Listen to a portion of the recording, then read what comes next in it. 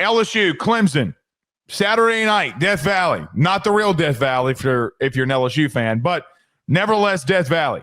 I'm gonna kick it over to you, man. I've talked about it a lot. A lot of people know how I feel, but I'll let you start this one.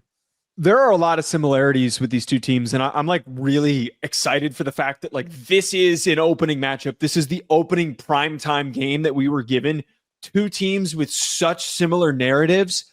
People calling into the question of the credibility of the head coaches. People calling into the expectations of what the quarterback can do of their team. Can they go on to become a top 5 pick? You're returning a lot of key important defensive players. You've got this chance to go on a national championship trajectory. I do not think the loser of this game automatically falls out of the national championship convo. I don't think it happens. I think either side could lose this game, and it could end up being a rallying point for them to push forward.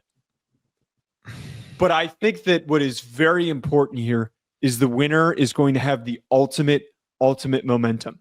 They're going to have the momentum of listening to all the headlines that are already starting to build up at this current moment. I've seen more about LSU being a national championship sleeper and Clemson being a national championship sleeper over the past 2 weeks than I've ever seen.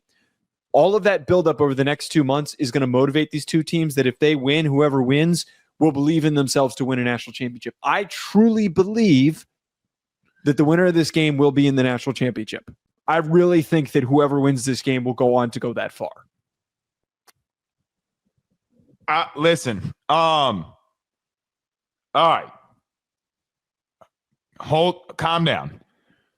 This LSU team. Oh, don't act like I didn't say anything that no one else has said. Come on. But here's the problem. This is why I've had to talk about it the last 2 weeks. People better calm down on that LSU hype. Okay. There's a lot. Listen, there is nobody that we conversate with. I don't, maybe other than maybe a couple. There's not anybody from a financial standpoint that does a college national football show that wants LSU to succeed from a financial standpoint more than I do. And I am telling you, you better calm down. Don't do that because they got just as many question marks as Clemson does. Clemson has gotten a lot of benefit of the doubt. And you said one thing that is very key, the narrative. You're right. Both of them have a lot of the same narratives. A lot of them have a lot of the same questions. A lot of them. Joe, I think LSU's got to win this more than Clemson does.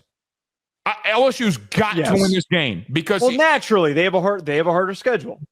Joe, I'm going to say something, and I am heels to Jesus, ready to defend this point. I think they have the toughest schedule in the country.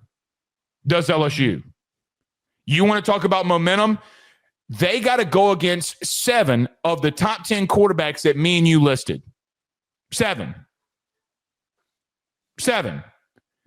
By the way, if you go to your draft show, because I remember I was in there and I was commenting about quarterbacks. Let me tell you the reason why. You do realize that 4 of those y'all thought potentially could be first-round quarterbacks. And if that's the freaking case, then one of them, if not 2 of them, let's just say half, can and will go off. Joe, listen, I think I will say this. Defensively at edge, I'm calling it. I'm shooting my shot. LSU might be borderline elite. They have not had the edge presence like this probably since 2019-ish, but they ain't had this level of production at edge probably since 2011 when that amazing LSU defense with Matthew and the boys were there. They ain't got it like that. They've moved Harold Perkins to star, okay, which they sent on blitzes 50% of the time. Joe, that star position and corner slot blitzes, 9 times out of 10, a tight end and a running back take that. You have Patrick Payton on the other side. If they hit, I do think defensively, and I mean this, Joe, they might be a top 30 unit. The biggest thing for LSU that got missed a season ago because they went 8-4 was their defense jumped from 107th in total defense to 53rd. So when I look at, they made people don't realize how massive of a leap they did. The problem was Garrett kept turning the ball over so much, which he has to fix for them to go on any form of run. That defense made 4 stops against Ole Miss to win it. there's a lot of questions for both and a lot of concerns for both. I can go into Clemson. I can go in for LSU. Joe, here's the God's honest truth. If Garrett does not turn the football over, then we got a heavyweight fight on our hands. That's how I feel about it. But there's so many questions for me in my mind that I cannot overlook for both teams. Not to drag out this preview for too long, but like I think that you're right on that. I think that Garrett Nussmeier having a clean game, having one of his cleaner games, is going to be needed for LSU to win this. I do agree with you that there is a lot of athleticism at edge this year. There is also a lot of question marks, though, because a lot of those guys have been relatively inconsistently proven. You know, Patrick Payton's getting called into question, his effort, and I have been a proponent for saying that I think he's going to figure it out at LSU, but there's still an opportunity for him to just be a little bit above average instead of playing to that first round hype.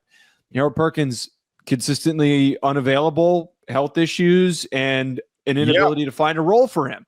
Hopefully this is the right role for him. At the end of the day, though, I lean Clemson in this. I think that this could still be a rallying point for LSU to come out of it, because sometimes you need to have a little bit of you need to get punched in the face to get up and swing back. It might end up helping them. And for Clemson's case, I posted some clips of Klubnik today. Dude, the more that I watch that kid, the more that I think he's special.